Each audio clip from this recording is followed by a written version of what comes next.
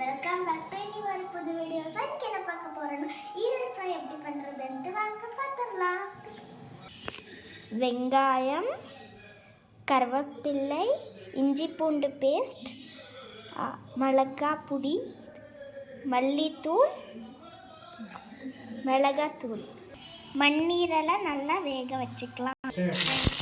வெங்காயம் போட்டு வறுத்துக்கலாம்.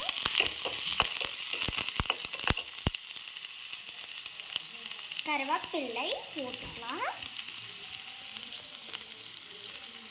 இஞ்சி பூண்டு பேஸ்ட் எல்லாமே போட்டு வறுத்து எடுத்துக்கலாம்.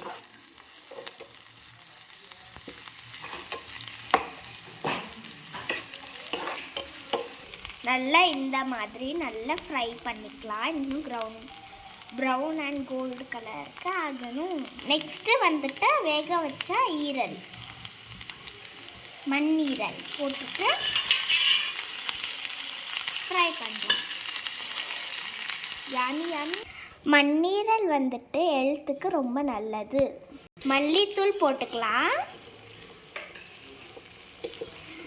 அதுக்கப்புறம் காரப்பொடி போட்டுக்கலாம். மிளகாத்தூள் போட்டுக்கலாம், மிளகுத்தூள். மண்ணீரலை வந்துட்டு 4 விசில் குக்கரில் நல்லா வேக வச்சுக்கலாம். அதுக்கப்புறம் இதுக்குள்ளே சேர்த்துக்கோங்க. யாமியான நல்லா எண்ணெய் தெரிஞ்சு வரணும். ஃபுல்லும் இந்த மாதிரி திக்காக உங்களுக்கு வந்துட்டு கொஜ்ஜு மாதிரி வேணும்னா இந்த மாதிரி ட்ரை பண்ணுங்கள்.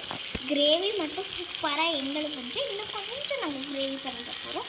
அவ்வளோ சூப்பரான யாமியான இதுக்கு வந்துட்டு சப்பாத்தி ஜொட்டுங்க, தோசை எல்லாத்துக்கும் சாப்பிடலாம். பாருங்கள், எண்ணெய் தெரிஞ்ச அளவு இந்த மாதிரி நல்லா வெந்து வரணும்.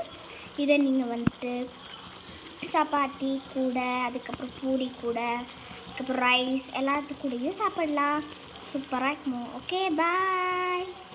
நம்மளோட சூப்பரான மண்ணீரல் ரெடி ஆகிடுச்சு. டேஸ்ட் பண்ணி சொல்கிறேன்.